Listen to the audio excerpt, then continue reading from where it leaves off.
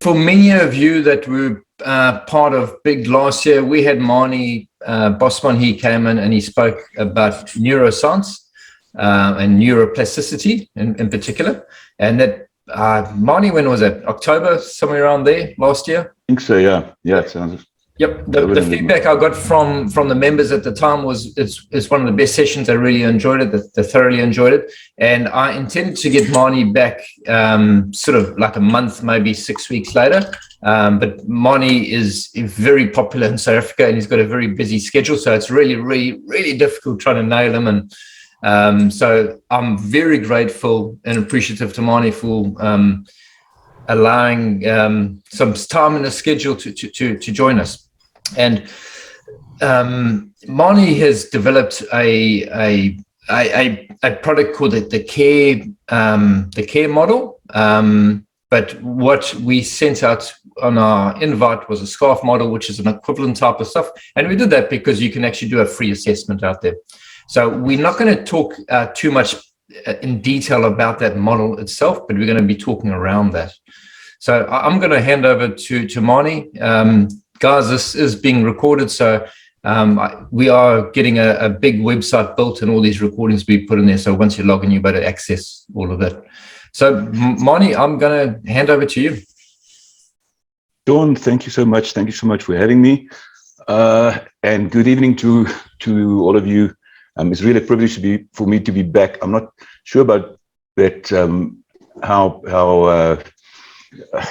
how busy I am making money per se, but yes, busy is indeed how it goes. You all know how it is when you try to get back after COVID and everything we went through. So tonight I want to talk to you about a little bit about. I say tonight. Obviously, I'm in South Africa and it's 7:10 over here right now. So I know you're all fresh and ready to face the day, but here it is toning down. Okay, so today, I want to talk to you about leading with the brain in mind. And I have to say that this presentation is really a very shortened version of what is typically at least a two-day workshop or masterclass.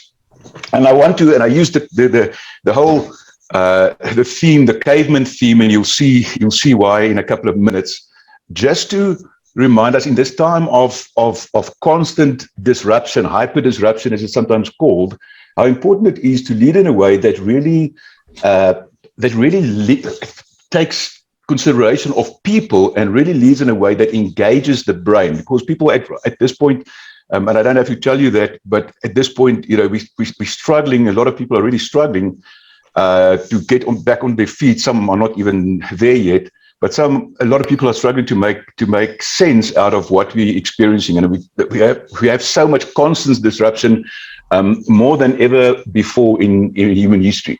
So what we're going to briefly cover tonight is, first of all, we're going to look at what is the problem. So a little bit of context in terms of what we're facing and what that some of the impact of that, and then we're going to look at leading with the brain and mind. So how can we use what neuroscience teaches us or shows us about the workings of the brain, especially in social circumstances, social interactions? How can we as leaders use that to lead more effectively, to lead in an engaging way, in spite of the challenges and the realities that we're facing, that the people we lead are typically facing?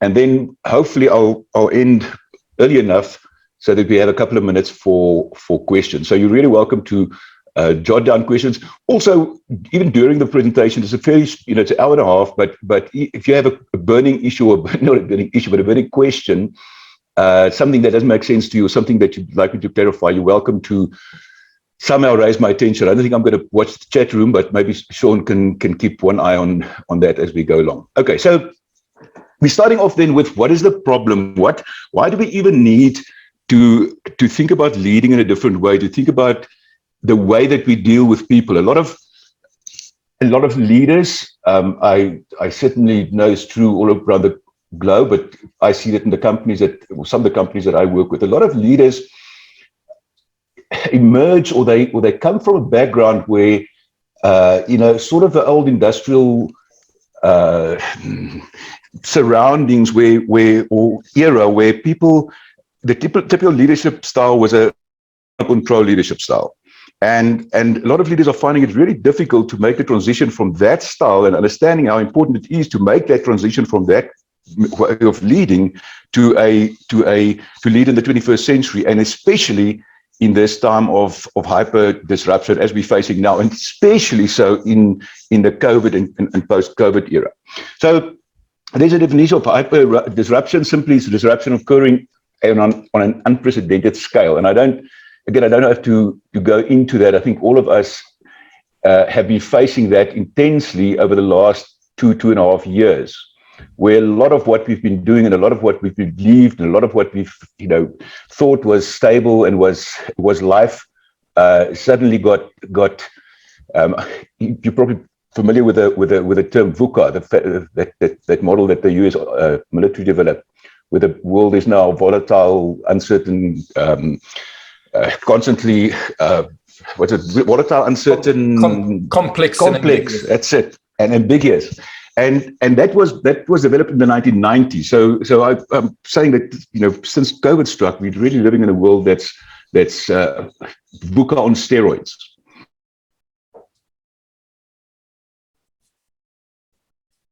As leaders, but also help others to cope with. And I always like to think, I don't want just to cope. I don't want just to to survive. I want to thrive. I want to do well in this time. So definitely we need to do some things different. We need to think about some things in new ways, and that includes especially includes the way that we lead people. So I want you to, as you sit there, if you can get hold of a piece of paper, blank paper, A4, something like that. And I want to illustrate a little bit of what we are going through at this time. And I want you to please draw two columns, just like that. So if you put the A4 paper landscape and you just draw the columns like that. I'll give you a minute, a couple of seconds just to get hold of a piece of paper if you don't have. And you write column A and column B in the little on the left side of those two columns. And then I want you to please get your cell phone out. So this is getting get your cell phone out and use your timer, because you're going to need it to time yourself. You're going to do an exercise. You're going to do this jumping brain challenge in 2 rounds. And you're going to time yourself the time that it takes you to finish those 2 rounds. So I'll just give it a moment or so.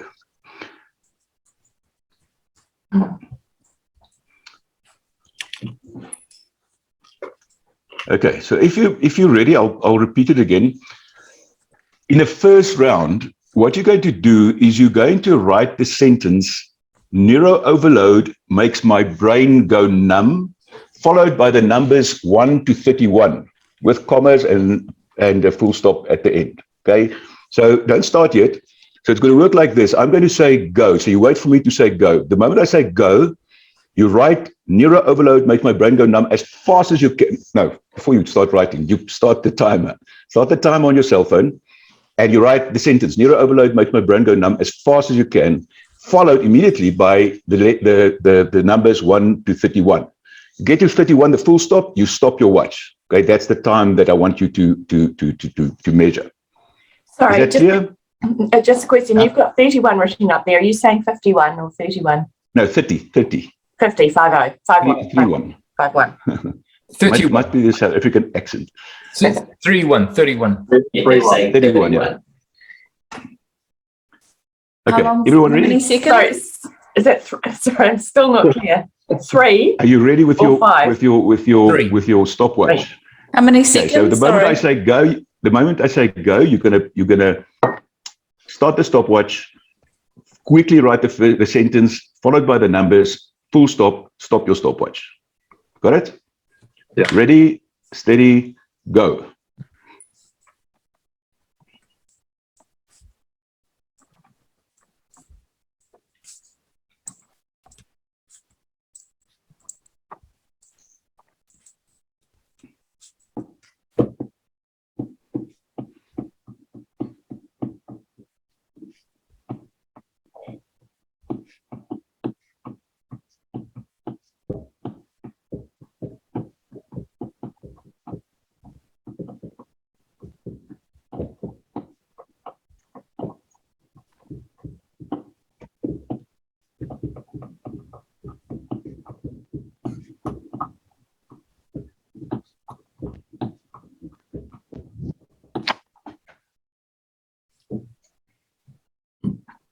Okay.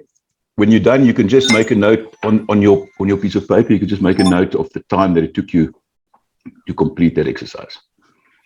Just write it down, and then you reset your stopwatch to 0.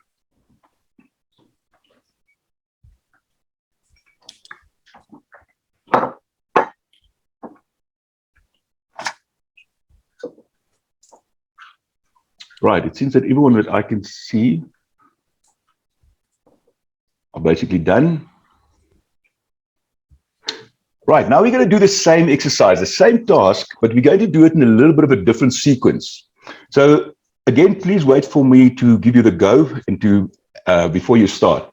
So in round 2, what we're going to do is you're going to write one letter. So the same sentence, Nero overload makes my brain go numb, but you're going to alternate between the letter, the number, the letter, the number, the letter, and the number.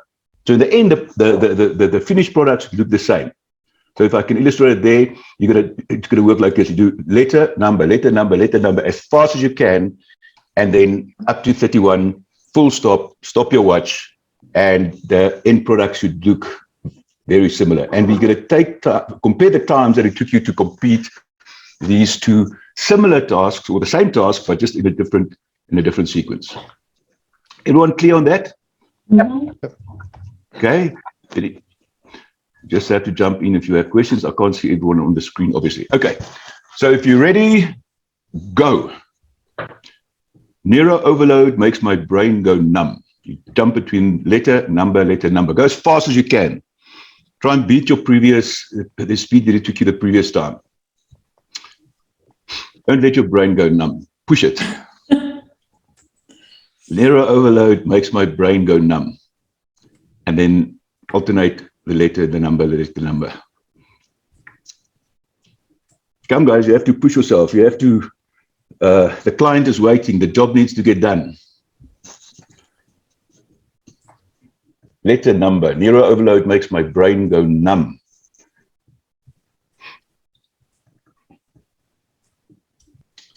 Push, push, push. I don't see everyone finish yet. Come, push, push.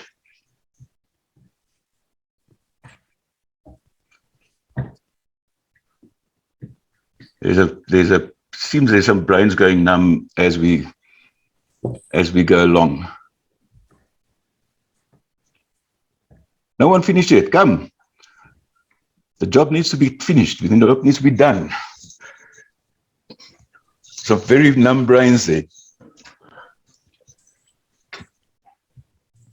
Based on some of the expressions I can see. Oh, mine makes no sense.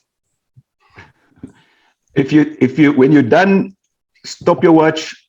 Again, write down the time.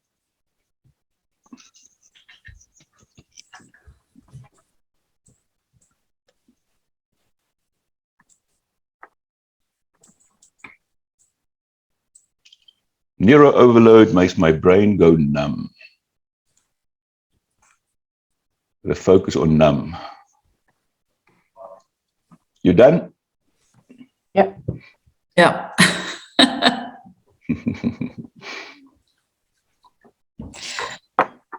See, Matt is still going numb.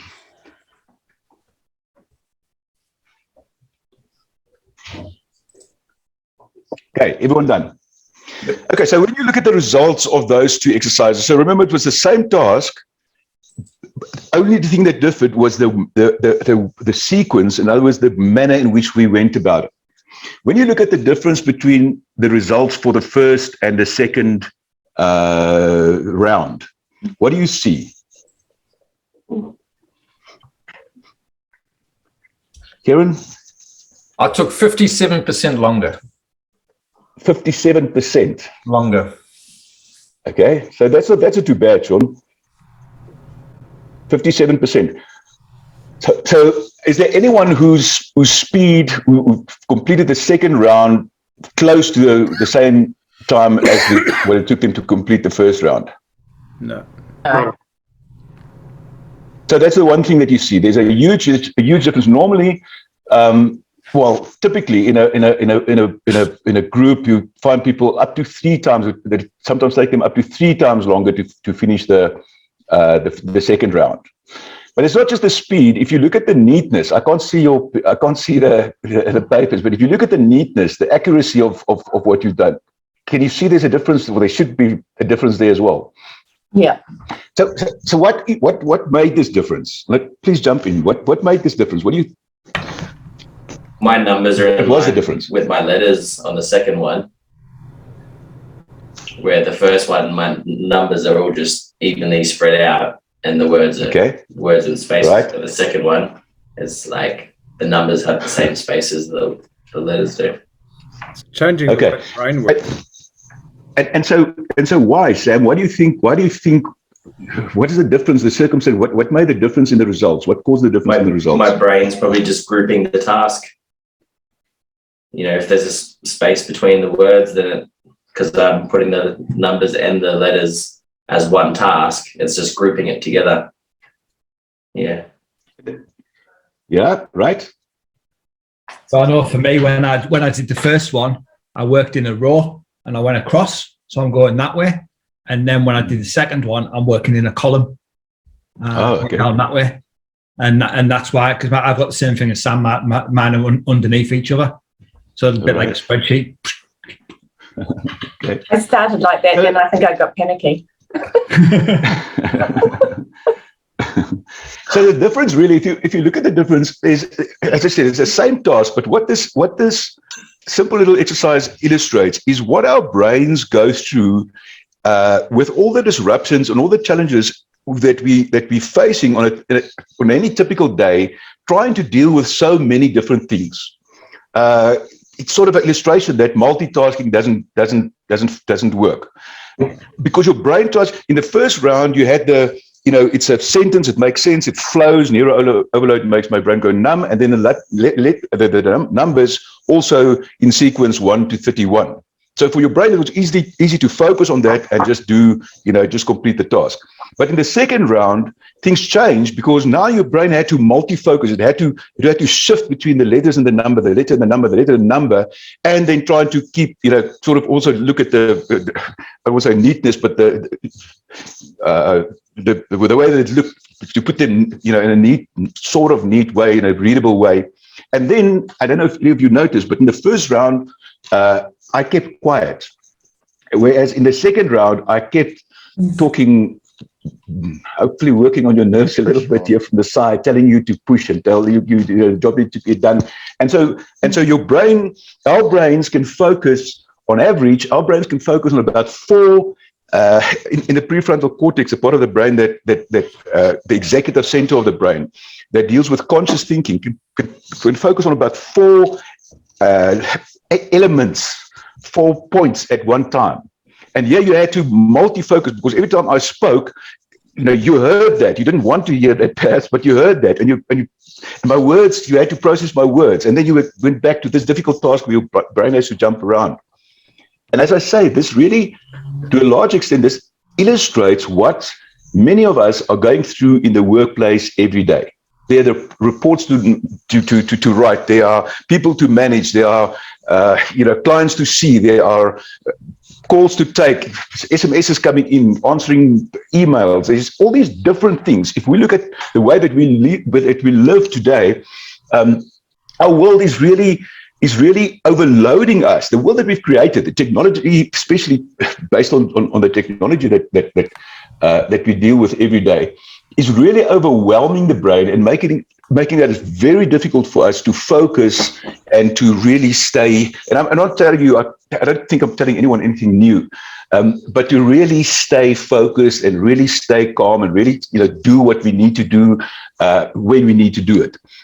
If I've shown this slide before, but I thought I'm just going to briefly show it to you again.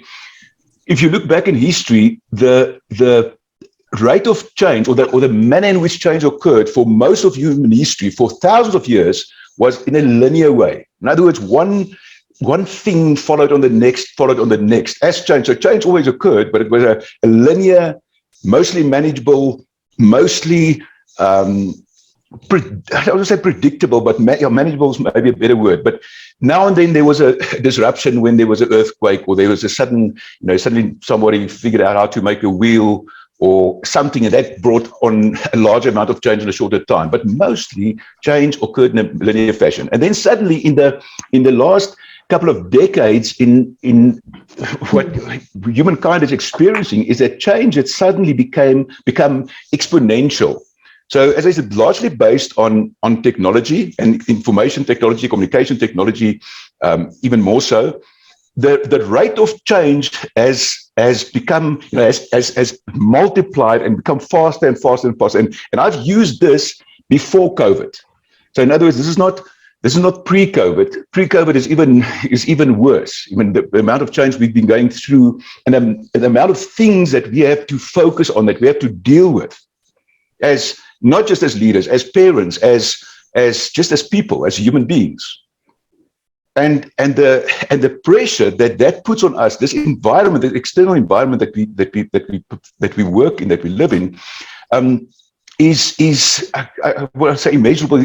I don't think most of us have a clear understanding yet of exactly how draining, how challenging this is for us, and how challenging this is for the people that we lead. Because sometimes leaders, we put ourselves in a sort of a cocoon, a bubble, where we think it's, being a leader is tough, or being a business owner is tough. Yes, it is.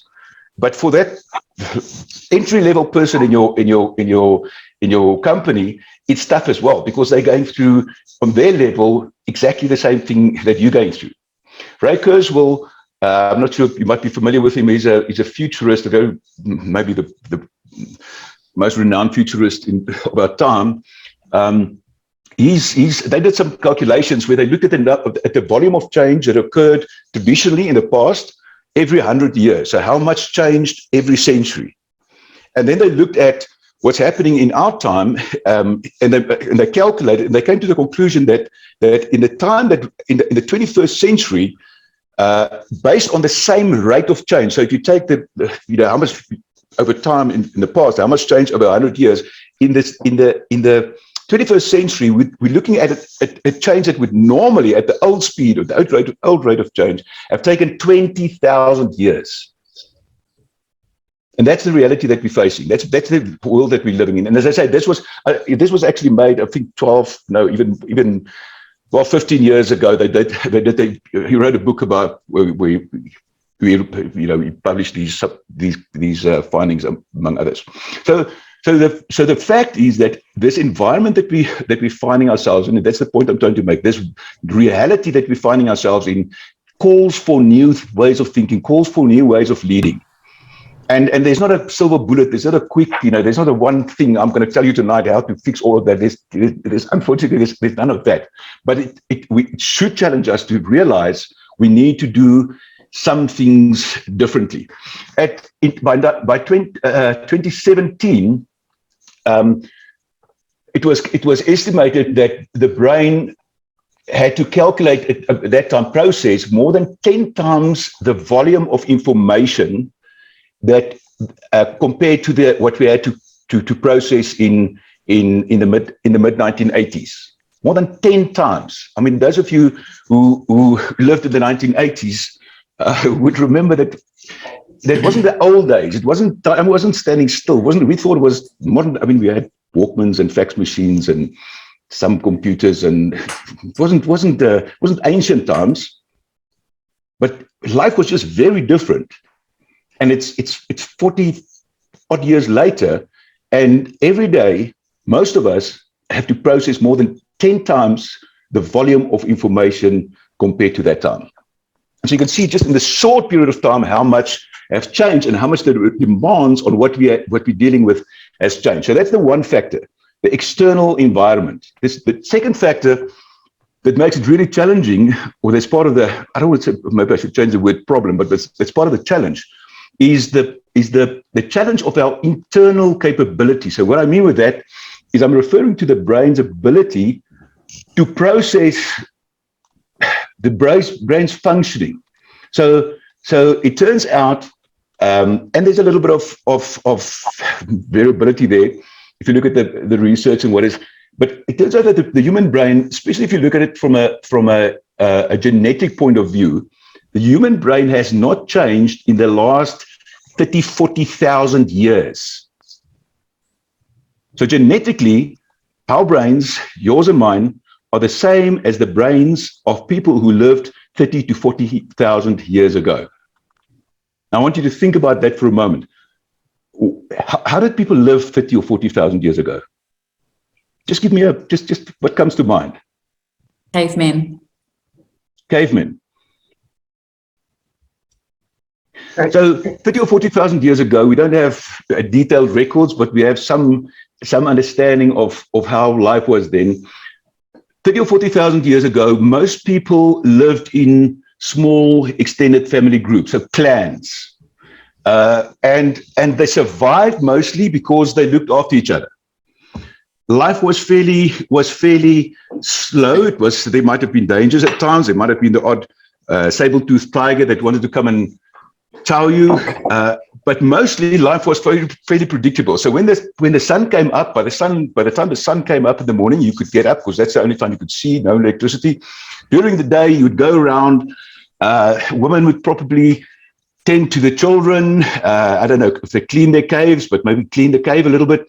It was it was the men's job to mostly do the hunting. Sometime they became the hunted, and when the sun started going down, you could either draw on the walls or just kick back with a cold one. Yes. So for a very long time, the human brain developed in an environment where change was linear, where it was mostly manageable, and where and the changes in the brain could keep up with the external changes, the changes in the world that we found ourselves in. And suddenly, in this last 50 years, let's say 50 years, we'd be gracious, we say 50 years. In the last 50, 60 years, maybe even, and especially so in the last 30 years, and in the last 2 years, this is, the same brain, the same caveman brain has been thrown into a world where we're facing challenges and we have to deal with issues and we have to deal with circumstances that was just inconceivable before. And for this reason, we really need to rethink how we manage ourselves, but also how we manage and lead the people around us. Any comments or questions up to this point before I move on? I'm sure anyone can identify with this reality. I'm not telling you anything new. Okay, so to give you a little bit of insight into the workings of the brain based on what we've been, what neuroscience has been discovering about the human brain in the last couple of decades. So in the last couple of decades, we've learned so much more about the brain, obviously, because of new technology and new methodologies in research and the fact that you can put a brain scanner on somebody's head and really look at different ways that the brain respond under different circumstances. And especially interesting for me is research in social neuroscience. So social neuroscience is looking at how the brain responds in social circumstances. So when we socially interact with people, how does the brain respond there? So when I'm, because obviously as I'm speaking to you, everything that we do, remember, everything that we do is enabled by the connections in your brain. Your brain consists of about 86 billion brain cells, neurons, and they form connections. Each of them are connected with between 1,000 and 10,000 other neurons. And the communication between these billions of neural networks enables everything that we do. So whether I'm moving my hand or whether I'm speaking or whether I'm thinking about what to speak, whether you're listening to me, all of that is enabled by what is happening in our brains. It turns out that the primary driving principle of the human brain is still, just like with our ancestors back in the cave, is still survival. So the one thing that our brains want to do is retain this this primal drive to survive. So there's nothing that your brain wants to do. Sometimes if I do the longer version of this, I always ask people, why do you have a brain? Why do you have a brain? And then people would come up with different, and then we sort of narrow it down to the point was, you have a brain to survive. And then I turn it around and I say, you actually don't have a brain to survive. Your brain has you to survive. Because what this more or less 1.5 kilogram glob in your head wants to do more than anything else, it wants to survive. So what it does, it's constantly scanning the environment using your senses. So what you smell, what you hear, what you feel, what you taste. It's constantly using your senses to collect information, to scan the environment, to determine whether whatever we come across is a threat or a reward. That's what it's constantly trying to figure out. So just to briefly explain that, as we grow up, when we're little and as we grow up, the brain collects this information and sort of labels things, whether it's a piece of cake, or a sweet or something, ice cream. It would typically label that. It tastes that ice cream or that piece of cake, and it labels that as a reward. So whenever you come across that item again, that experience again, the brain, the amygdala in the brain, you might have heard of the amygdala. It plays a major role in that. The amygdala would trigger a engage, because this is something that will help me survive. This food, this sugar, I crave for that. I can survive with this. When I'm little and my parents tells me a snake is a dangerous, it can bite you, it can hurt you, it can maybe even kill you, the brain labels that snake as a threat. And for the rest of my life, as I grow up, whenever I come across a snake, and there's some variables there as well, but when I come across a snake, it triggers an automated disengage, a fear response that I'll sometimes refer to as a fight or flight response. And that is pure survival instinct. That's pure, primal survival drive. So looking for threats and rewards, whatever is perceived as a threat triggers that fear, the disengage response. Whatever is a reward triggers that engage, that towards response. Now, here's the kicker. Here's the really interesting thing that science has revealed in the last couple of decades. For your brain, when you come across a physical threat, so whether it's somebody that wants to harm you, or a snake, or fire, or whatever you can think of that's a physical threat, whether it's a physical threat or a emotional, a social threat. So somebody humiliating you, somebody rejecting you, somebody speaking down at you, somebody not including, not allowing you in the group. For the brain, the social threat and the physical threat is exactly the same. It triggers exactly the same neural, whether it's an engaged response. So if I give you a compliment, if I acknowledge you, if I treat you with respect, it triggers that engage. This is a reward response. On the other hand, if I humiliate you, if I reject you, it triggers that threat response. And it works with exactly, the brain collects the information with the same system, your senses, and it uses the same neural networks in your brain to determine whether this is a threat or whether this is a reward. And this is quite profound, because for leaders, if you understand what the consequences of that is, for leaders and parents and husbands and wives and whatever, it means that we have a radical, really an impact on the way people perform. Because when you are in a disengaged, when you're in a fear state, so when I let's use an example. Where I'm sitting here, if I turn around and there's a huge black mamba coming from from behind me, and I see it, in a blink of a second, what will I do? I won't sit here and I'll think, okay, let me take my phone and just Google long, hairless, legless, slithering animal. I'm not going to do any cognitive processing here. In a blink of a second, I'm going to go into threat mode, and I'm going to jump forward. You can't see where I'm pointing now, but sort of the window is that side. So I'm going to be over the table here and jump towards it because now my body wants to survive, just like back in the cave. To survive, there are three things that we can do: fight, flight, or freeze. Well, fight, flight, yeah. So back in the cave, when I came across a threat, whether it's a enemy or a tiger or whatever, I could either fight it, I could run away, or I could freeze and hope that it doesn't see me. And our brains still trigger in exactly the same way. When we come across threats, our brains trigger exactly the same response. And it means that when I'm in that state, and I'm sorry that I don't have time to explain to you a little bit more the neural workings of that, but when I'm in that threat state, resources are withdrawn from my prefrontal cortex, that the executive center of the brain, that part of the brain that's responsible for rational thinking, for processing, rationally processing information, and it's allocated to other parts of the brain to trigger this survival mode, this fight or flight mode, which means that my cognitive ability takes immediate dive. I go into limb mode.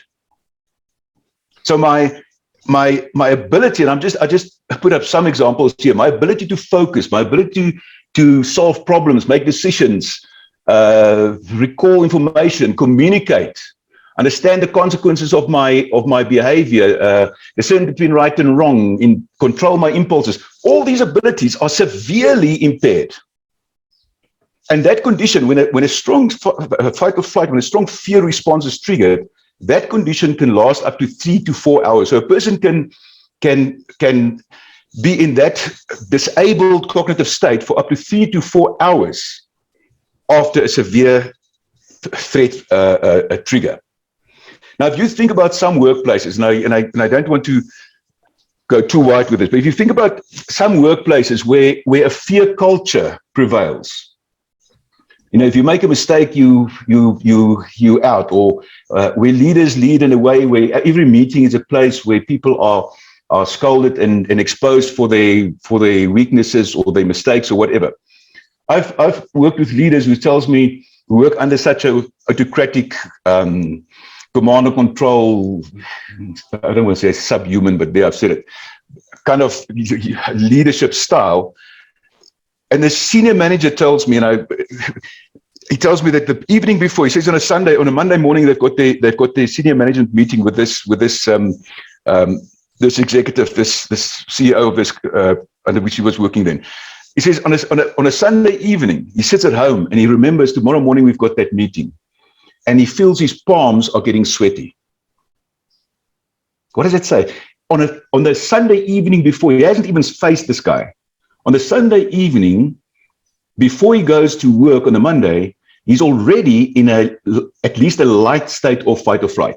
So already he's showing the symptoms of that fear response. Now I can just imagine the next morning he walks into that meeting, and now he has to start answering questions.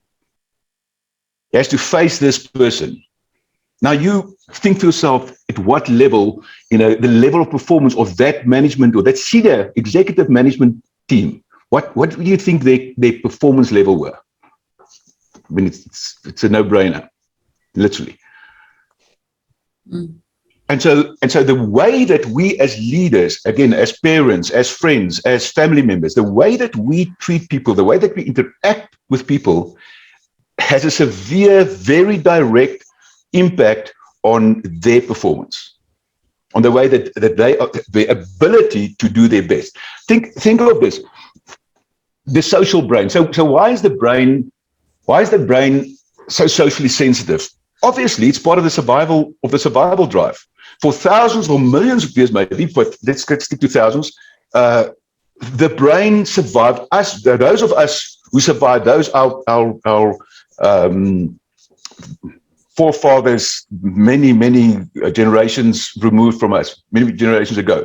Those who survived survived to a large extent because they were accepted in the group, they were socially accepted, they were safe in the family, and the brain, and that is why we're such social creatures. Human beings are maybe the most social creatures of any creature. You take most other animals and you put them in the bush, away by themselves, and most would be able to survive at least for a reasonable period of time.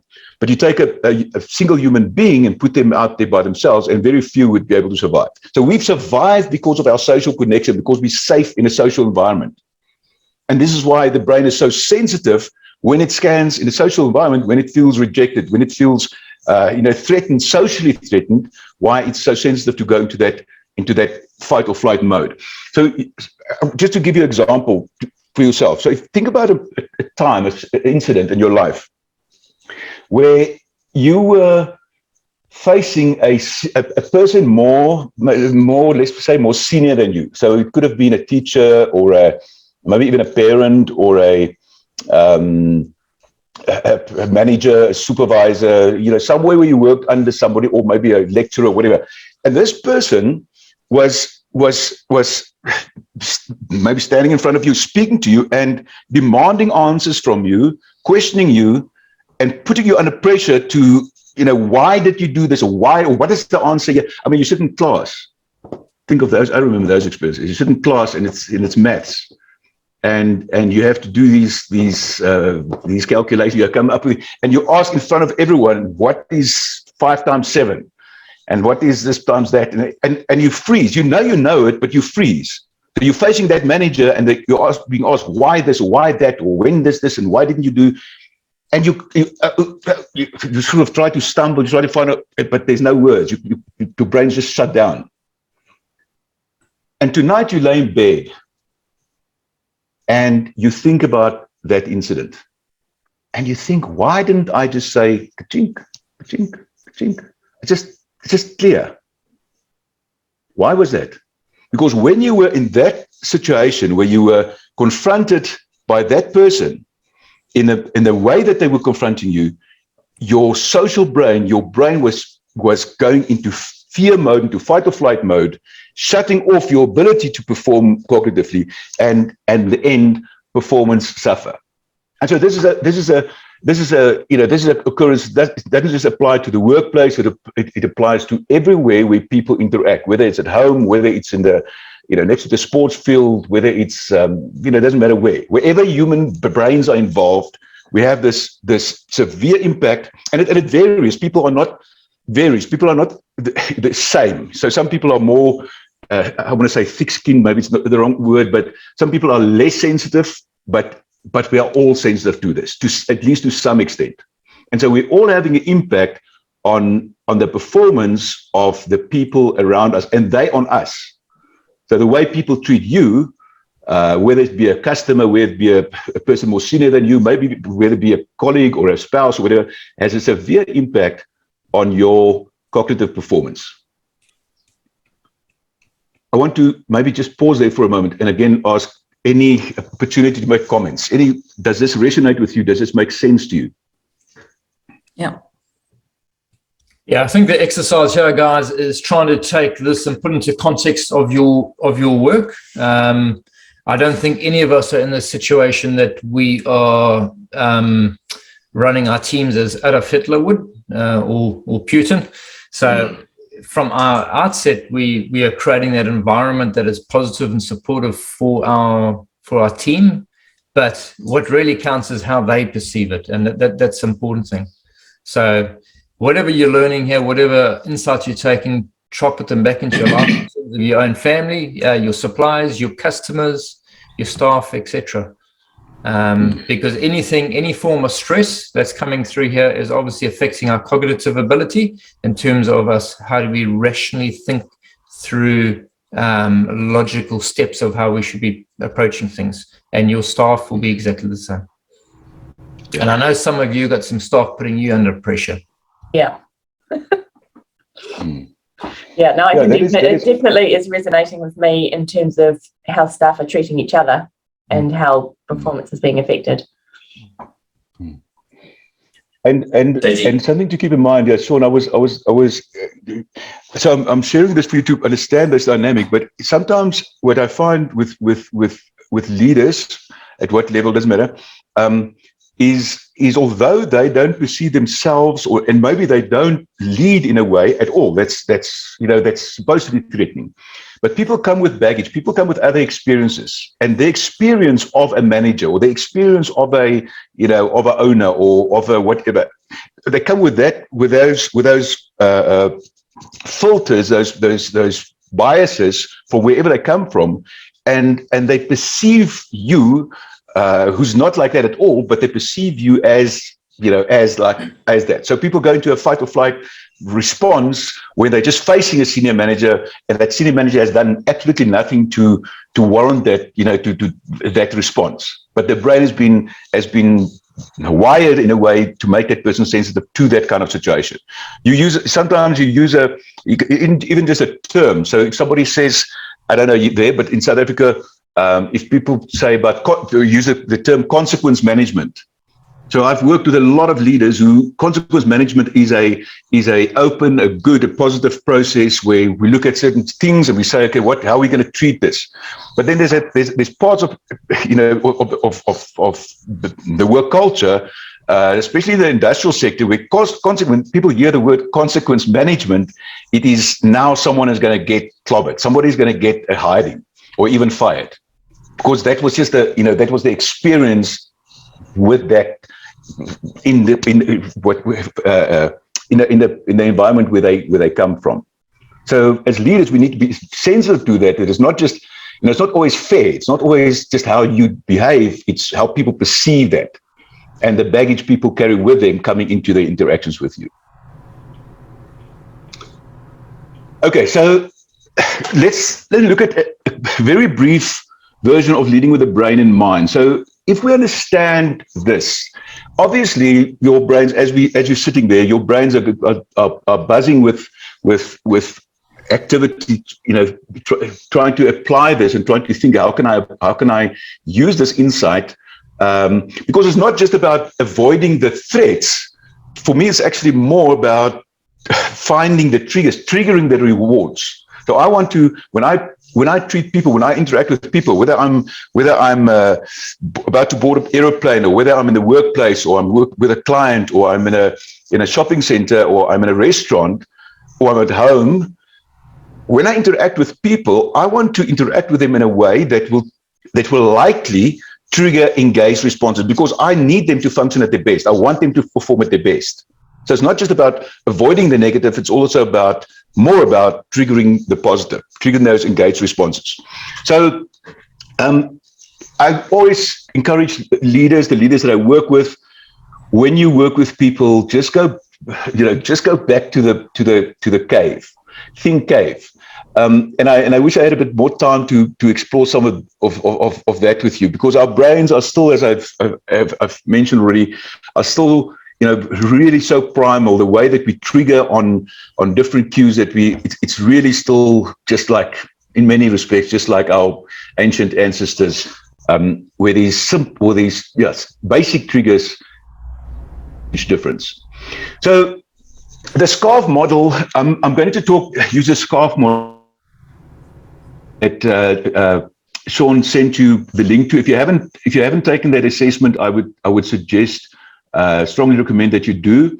I want to just give you a brief description of that and the application of that in the workplace. So let me first say this. Okay, let me explain just a little bit of background about the SCARF model. The SCARF model was constructed based on quite a large number of studies in social neuroscience. In other words, looking at various factors that would trigger either engage or a disengage response in our brains. And the Neuro Leadership Institute put that together and came up with a SCARF model.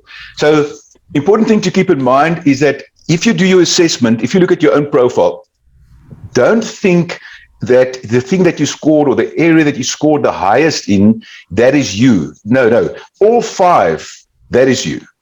And the same when you interact with people. So sometimes we use that other model that Sean referred to earlier, the CARES model, when we train professional coaches, and then the coaches would ask me, many people, the first thing they would ask me, so where can my coachees take the assessment? Or leaders ask me, where can my employees take the assessment?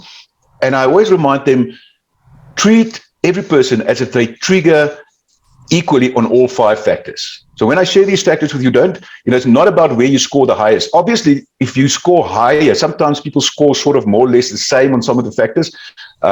Myself, I score sort of equally on status and on autonomy.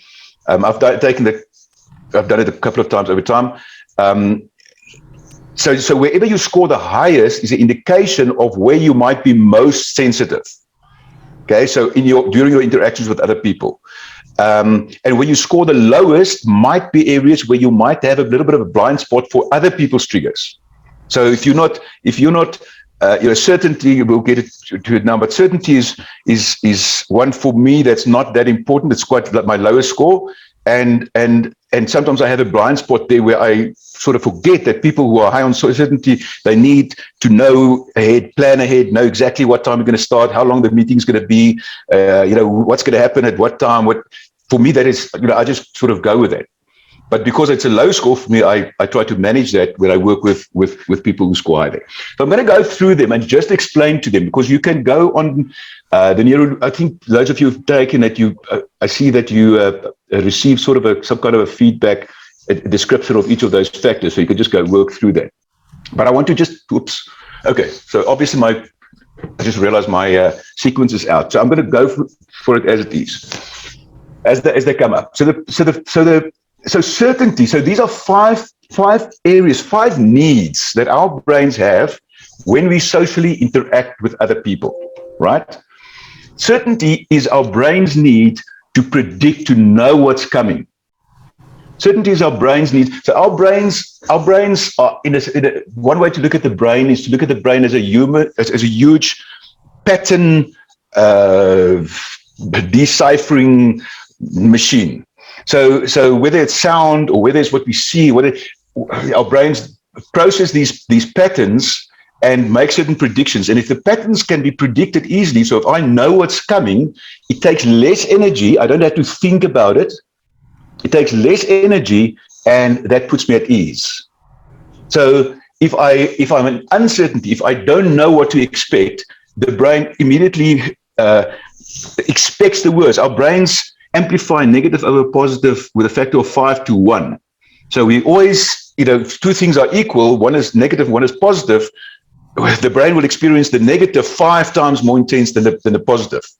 So that's just also part of our survival, our primal survival network, or the way that we wired. So if I don't know what's going to happen, if the boss calls me to the office or says to me, I want you to come and see me at 10 o'clock, but he doesn't tell me, or she doesn't tell me what they want me to come see them about, there's a good chance I'm going to think, oh geez, I've done something wrong. There's something, there's trouble. Because your brain will amplify the possibility of the negativity, which is part of your survival mode or your survival instinct. But if the boss tells me, Mannie, I want you to come and see me at 10 o'clock, I want to just discuss what that and that client said yesterday, whatever. Okay, that gives me certainty. I know what I can predict. I can know what's going to happen. If somebody, here's another way to illustrate our need for certainty. If I ask you to think of the person that you trust the least in the world, somebody that you really don't like and that you really don't trust, there's a good chance that just think about them, don't mention them. But there's a good chance that if I asked you about them, if you describe them to me, it would be somebody who's not very consistent in their behavior. So somebody who might be like this one day, or initially, and then they're like that, and you don't really know who's pitching up, and you don't really know where you stand with this person. What is that? It's your brain's need for certainty, and you know that this person, because they're unpredictable, it doesn't give you certainty. So you have to spend energy to constantly monitor them to see who has pitched up.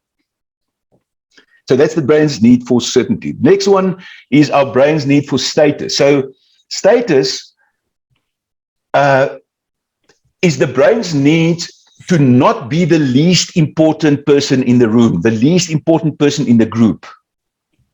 Okay, we want to feel we have some importance. It doesn't mean that we want to be the most important person. It doesn't mean that we want to be the center of attraction. Some people do, but most of us, you don't need to be the top of the pecking order, but you don't want to be at the bottom of the pecking order either. So if you take it back to the cave, if you think cave, it makes sense. Think about this for a moment. The person with the least status, the least important person in the group, the least important person back in the clan, back in the cave. When did they eat? Last. When everyone is finished, right? Where did they sit? When they sat around the fire, where would they be sitting? Away from the fire. Right I think right at the back. It depends, I suppose, if it's winter or summer. But right in the back, in the cold. Where would they sleep? Close to the door. The tiger comes and they're the first one to go. Where would they marry? Well, whoever is left, right? So the point is, status is, our brains are very aware that if I'm of value to the group, if I'm of value to the clan, then my chances to survive are much greater. So if I'm appreciated, if I'm shown appreciation, so now come to the modern day world, and I'm shown appreciation, I'm acknowledged for my contribution by my boss. Immediately my brain feels and sort of points to the others and say, see, you need me. I'm important here. I'm of value here. The clan, the group, the team needs me. Constantly, on the other hand, if somebody is reprimanded, especially in front of others, so I always want the simplest things, and maybe it's 101, but one of the simplest things I constantly remind leaders of is when you criticize on the side. If there's somebody made a mistake, or somebody needs to be, something needs to be addressed that somebody did wrong, take that to the side. Do that in person. Just involve the people who are involved. Don't do it in front of the team. On the other hand, when somebody can be given recognition, when you want to praise in public, praise in front of the others, because that triggers that engage, that reward of, I'm important, I'm of value to this team. And that is the brain's need for status. Autonomy is our brain's need to have some sense of control. So we want to feel, we don't want to necessarily be in control, but we want to feel that we have some control. We want to feel that we can make some of the decisions. And so again, a simple low-hanging fruit for leaders in terms of autonomy is to be collaborative in the leadership style. So to involve people, simply to involve people in decisions. I find that especially younger, well, not younger, but less experienced leaders, or it's not really younger, but leaders who are maybe for whatever reason a little bit insecure about their own leadership, or their own abilities and their own as leaders, they tend to want to prove that they have the answers, they prove that they know what the solutions are. And so they come to the team and say, guys, this is the problem and this is what we're going to do. Boom. I say to them, think about that. If you want people to take ownership, if you want people to really buy in to whatever we're going to do, even if you know the answer, don't just put it on the table. Put it on the table, come to the team, put the problem or the challenge or the opportunity or whatever it might be on the table, and ask them to contribute. Ask them, what do you think we should do? And facilitate that discussion, even if you know where you're going. Facilitate that discussion. And I'm not talking about a democratic system where, majority rules. Now we're going south, where we you as a leader were going north, but facilitate the discussion. And what you find is that when people are part of the decision-making process in that way, they take ownership, because now it's not Mannie's solution. It's not Mannie's new product or plan. It's ours. And so the quality of buy-in you get when you involve people by considering their need for autonomy, the need to be part of the decision-making process is just invaluable. Even in little other things as well. So sometimes people can some leaders who are very controlling would give somebody a job to do or a responsibility and then want to control that whole process. Especially when you're working with experienced people, tell them what to do, but avoid the how. Let them figure out the how. Let them come up with a how. If it's somebody you're not certain of, coach them, test that. You're not just going to give. You're not just going to delegate to somebody who's completely, hasn't proven themselves or has proven themselves to be unreliable. But just consider people's need to have some level of control, some level of input in terms of the decision making.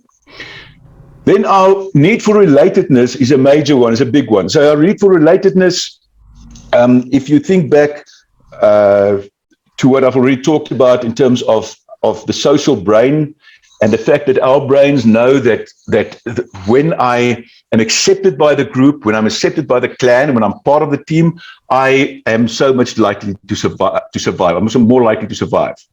My chances to survive is just so much greater. So our brains have this need to be accepted, to be safe in the group,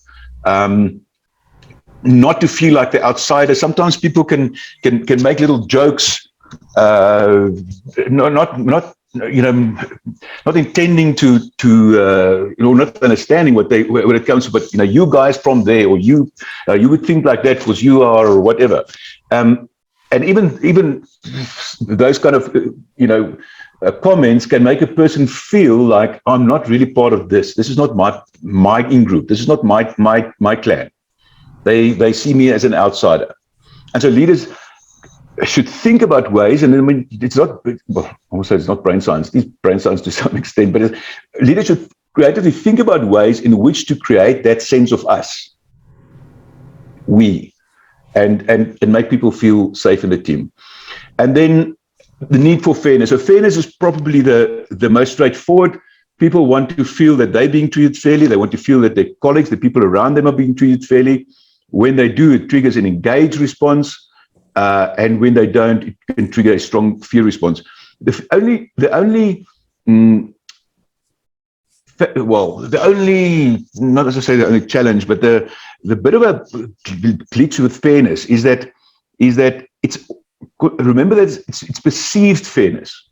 So you might be fair by the book, but the person that you're dealing with has a different sort of view or different experience that caused them to see that in a different way, maybe a different culture, and they perceive that as unfair, and they will trigger as if it's unfair, as if you were wrong. So always consider, fairness is going to be a bit tricky in terms of it's perceived. So it's not just about going strictly by the book. I've some more slides on here that I'm just quickly going to show to you. It's about just sort of expanding on each of these a little bit more. And I'll just see if there's something that I have left out. So there's status.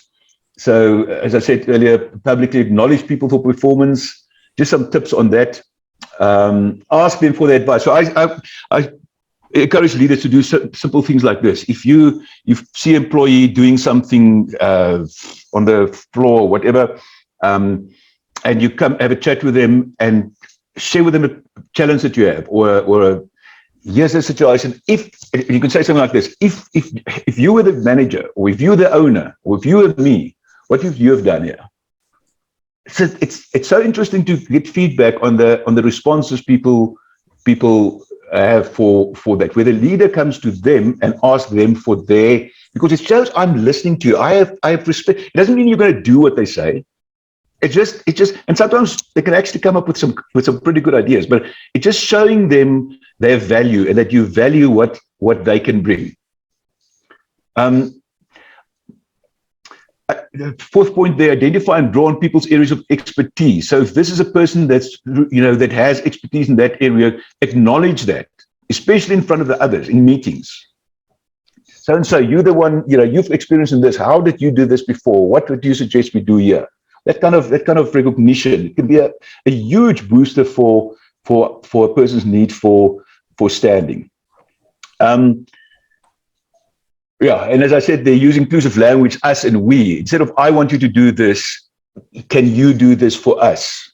Or could you help us to do whatever it might be? Okay, I'm not going to stand on this too much, but need for certainty, some tips there. Share your plans and goals. Communication, and honestly, I'm talking about, from many years of experience, and I think many of you, or several of you, would know exactly what I'm talking about. The most common challenge in most organizations I work with is a challenge in terms of effective communication. And the problem, or what makes that really difficult, is the fact that ineffective communication leads to uncertainty so often, because if people don't know what to expect. If there's a glitch somewhere in the communication system between top management or whoever's at the top and who's at the bottom, so I speak to the guys at the bottom and they say, but they didn't know what's going on with this merger, and they don't know, and they sort of in fright, all these rumors flying around.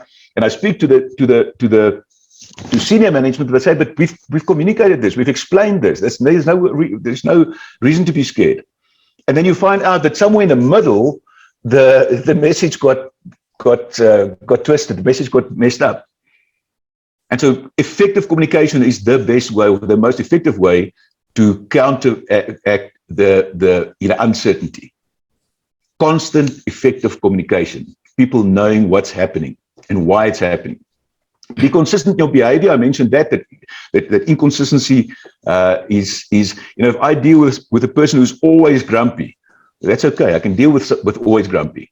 You get used to them and you know that's how they are. But if it's somebody who's patting you on the back and giving you hugs one day, and the next day they give you snide remarks or sarcastic remarks, then that puts you on the back foot, because now you have to constantly process to see who's this person that's turning up that you're dealing with. Just moving on again, autonomy, so include people in your decision making. I mentioned that. Third point, they allow people to organize their own work and set their own hours. So obviously that's not possible everywhere in every in any industry and in every company. But it's in many companies where it is possible. It's really effective. People are actually more responsible. I think with COVID, a lot of companies realized that people are actually more responsible than they were previously expected to be. So a lot of people would tell you that they spend more time, they were more productive when there wasn't somebody supervising them than when they're sitting in a office or whatever, with strict hours and hows and how nots. Ask people for their opinions. I mentioned sort of that. Then our need for relatedness, create a sense of us. Design projects that involve collaboration. So that is just all about making people feel that they're part of the team, that they included. And then fairness, just some thoughts there. Allocate rewards and privilege based on clear objective criteria. So if the MD or the owner's nephew gets the employee of the month every second month, people are going to frown if you don't have a very clear explanation for that. Guys, that's what I have time for tonight. I want to open the floor. Sean, I don't know if you want to maybe sort of lead the application of that, or we could just open the floor to start with, just to... No, I think it's very good. And Mannie, you haven't made this request, but maybe so we can get a copy of these slides and I can send it out to the guys. I think in these last few slides, there's a lot of practical tips there in terms of how we should be doing things, and that's quite useful to reflect on. But yeah, guys, any questions? And I think the questions should be directed around the practicality of what Mannie has spoken about and how you believe you could do something differently or operate differently in your business in relation to the insights that you've got from this morning. And again, think in your broader sphere, because what we're talking about is a brain. It's in other words humans. So it's any human interactions that you have. So it doesn't matter whether they're an employee or a subcontractor, a supplier, a customer, or a family member, or somebody who's looking for a phone number that pops into your work. So any questions in relation to what Mannie has said, and in particular, what do you think you could do differently or better in your business as a result of what you learned this morning? Mannie, I noticed just on that last slide, the bottom one was dirty delegation. Just quickly tell me what that means. Yeah, so dirty delegation is where so we're talking about fairness, our need for fairness, right? So dirty delegation is where sometimes you find, and you're surprised how often this happens, that a leader would give the unpopular jobs to the people they don't like. So if there's something I don't like, my blue-eyed boys and girls are not going to ever have to do that, but the one that the naughty child is going to get that job. Or the reverse. So I sort of thought it meant, favouring someone. Sneakily. Well, that would be the opposite, but the same that applies that as well. Yes. So that would be, I don't know, sweet delegation. Yeah, giving the nice jobs or the rewards to the favorites. Yeah, that would be equally threatening. I think the challenge for me is, we've all got learned behaviors to certain actions, and is to how unlearn those reactions from life events and look at what you've described. So, it's renewing your mind, renewing your thinking, renewing your actions as a result of your thoughts. And that's, don't know how you do that, but it's...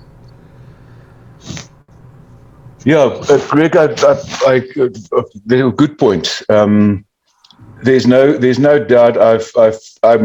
Myself that we have certain learned patterns or habits that's difficult to break, and sometimes it's. And I've experienced it myself, and experienced with observed it in other leaders, where you're aware that you have to change, and then you decide you're going to do something different, but then the moment the pressure is on, we just revert back to those old patterns, which is really challenging.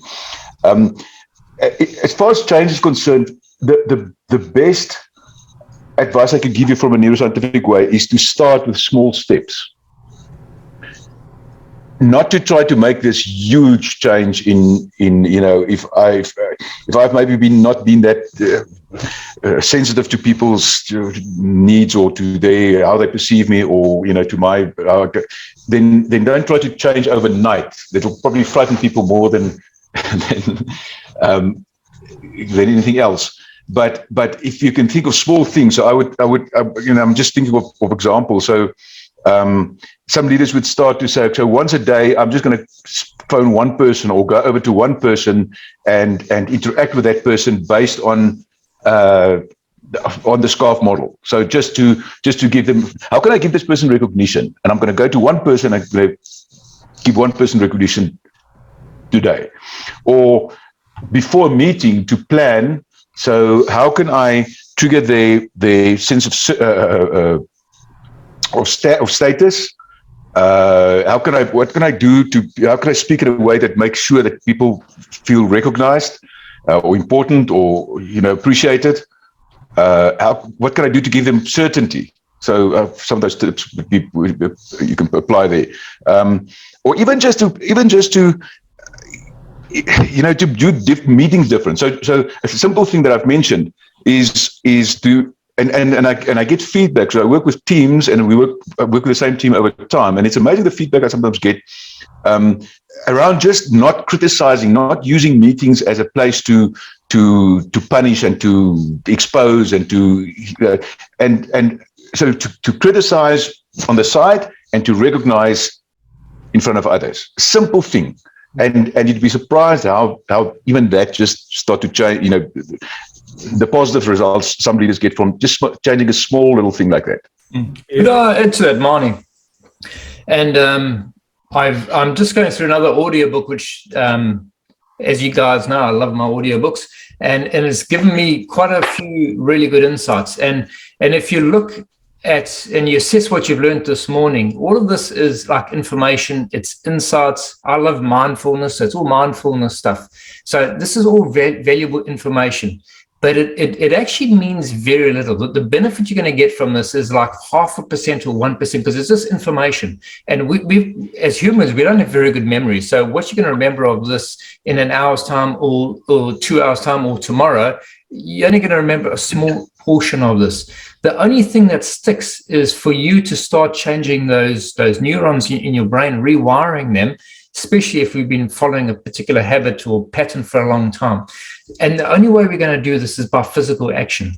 So we can spend 3 weeks thinking about starting to get fit and walking down the road. We can even see ourselves walking down the road, but after 3 weeks, you're still not any fitter than actually physically doing it. So with a framework of something like the SCARF model here, in my mind, an easy way to start putting this into practice is to simply reflect on it at the end of the day. And if you start rating yourself, you know, how did I do today on the S, the C, going down that?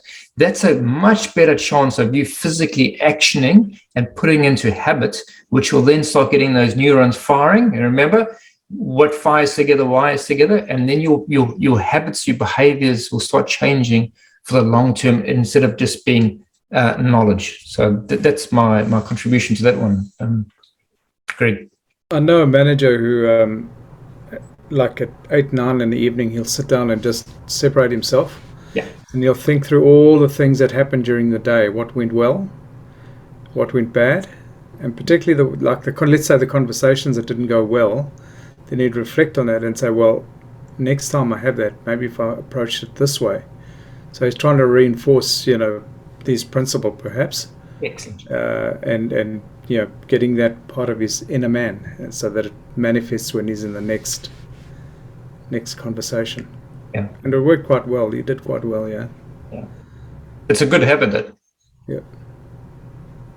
Well, I have a question, and what I think you're talking about is really relevant and really important, and it's definitely stuff I can work on. How do you get staff working on these sort of things? I've got one staff member who's very subtle in her techniques, and she's quite critical, and it's a lot of it's done behind my back. I'm not in the room, and I'm told about these things later. So it's not something I can address at the time. Do you have any sort of suggestions on? I guess it's probably a bit of a big question, but is there any kind of subtle way I can knock her over the head? Why don't you compliment her on the things she does well? Well, yeah, I do. It's bigger than that. It's a lot of subtleness, and it's coming out more and more. And she started bullying me in some respects as well. Right. Yeah. So that's how it's sort of coming out now, that I can see more now of how her behaviour is affecting others, but it's all very subtle. Yep. Been there. I just think a straight up conversation with her would be suitable there. I wouldn't even pretend to try and be nice about it. Yeah. Yeah. Don't compliment her. Just put her down. Yeah, that's it. Yeah. That's it. Put her on the ground. Is she someone that would be open to I mean, what the kind of personality that she has? Is she somebody that you think would be open to learning of some sort, or if you share something like you know this with her, some insights with her, or not with her particularly, but with the team, Mm. Do you think she can internalize that and maybe take something from that? Or I'd probably say she wouldn't. What do you think, Sean? She might take some of it on temporarily, but I think there's old habits that we're talking about would fall back as soon as she was. And there's potentially other psychological traits coming through here, personalities. Some people call them disorders that are maybe surfacing. Mm. Does she realise what she's like? No, I think no. So maybe she might be quite Constructive surprised. conversation, I think. Yeah. Mm. She needs to get on a yellow bus. You don't have a yellow bus. Yeah. Starting it. I'm buying one, Sean. If you want to have a chat of what not to do, Stephanie. What's that? Said if you want to have a chat of what not to do. What not to do? Maybe I do, actually. Yes, a conversation, a one-on-one conversation like Sam is suggesting, maybe that would be a way to go, because it depends on how toxic it is, how bad it is. If it's ignorable, then obviously it's not. But I sense that it's, and if you leave it long enough to fester, then it could have some consequences that you don't want to give time to breed, to grow. But I guess it's working on all those things that you just said in all those different slides, and start pushing that out there, and then hopefully bits and pieces stick in, and the others are also strong enough to be able to. Because I think I need to help them be strong enough to stand up as well. Mm. You see, the thing is, what I sometimes realize, that if you have a person that's really toxic, and you just, so now you say you consider scarf, and you really try to lead with the brain and mind. If they're not self-aware, you can actually strengthen that negative. So they feel good about themselves. They feel, they're in a engaged state, but they don't internalize that, and they're not self-aware enough to say, but okay, I need to start changing the way that I behave. And I've seen that. So I wanted to just say, one of the things that I encourage people to do, and I'm actually responding to, I couldn't see who it was talking about, the manager who reflects in the evenings, is you can use the CARES model, the SCARF model, sorry, before an interaction. So you can be before an interaction, you can use it during interaction, or you can use it afterwards to reflect. So I would sometimes, I'm going to have a meeting with a person that's really, maybe it's a client. No, well, it's a person that's really, I'm just thinking of a specific person where I've often done it. Really difficult person, very autocratic leader, very insensitive to his, he would humiliate his team members in front of me, in front of others. And the first couple of times that he was exposed to his manners, I really got upset, to the point now I realize now I'm triggering a, let's call it anger, frustration, but it's actually a fight or flight response to, because he's talking to he's treating his people in that way. And then I would beforehand prepare myself. So think, okay, I'm going to go into this meeting with this discussion with this person, and I know that he's going to treat them unfair, or he's going to humiliate them, and because I know that, I will stay. So I use it to prepare myself, and then I also use it because I know his sense of standing is very high. So he wants an autonomy. So if you know who you're dealing with, and you feed into his need for autonomy, to make him feel as if he's making the decisions, be very careful. I'm sort of reflecting on my self-talk at that point, but so I remind myself to be careful not to make him feel threatened in his sense of self-importance, and he's in control and he's the man, and so that gives me good results. And then so beforehand, even with it doesn't matter, you can do it with anyone or under any circumstances. If I know my need for standing is quite strong, then and I know I'm going to be in that situation, and that this guy might, not show me respect or not show me, but because I know I prepare myself for it, I'll be okay with it. I'm not going to go into fight or flight, because the moment I trigger a disengage on that, I lose.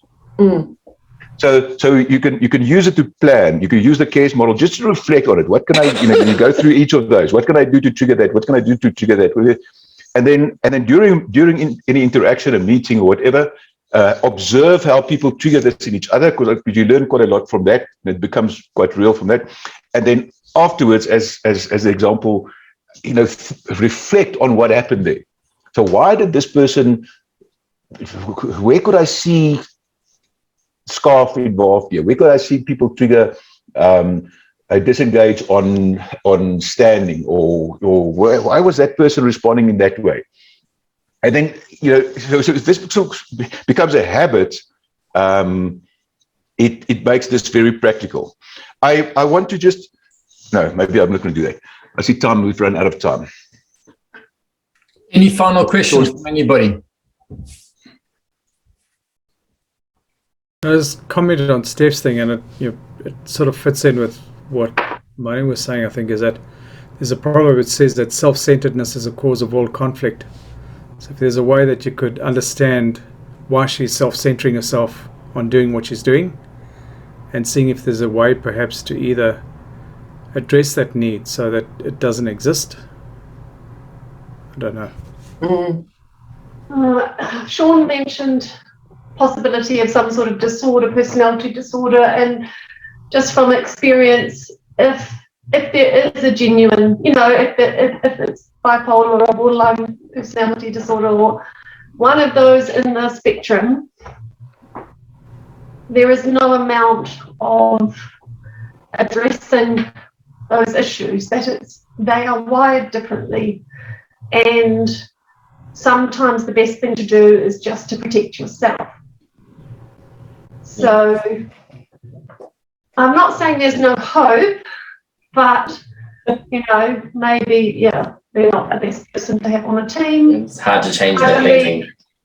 Some of those people work best alone because they actually don't work in groups.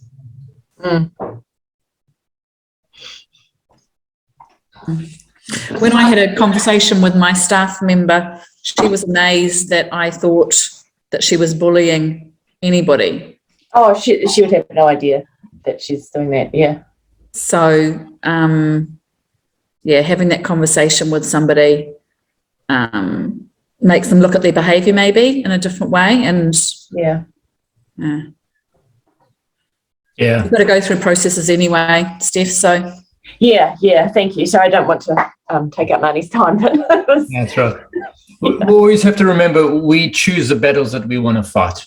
So if that's one you want to fight it. If it's not, then there's always the yellow bus.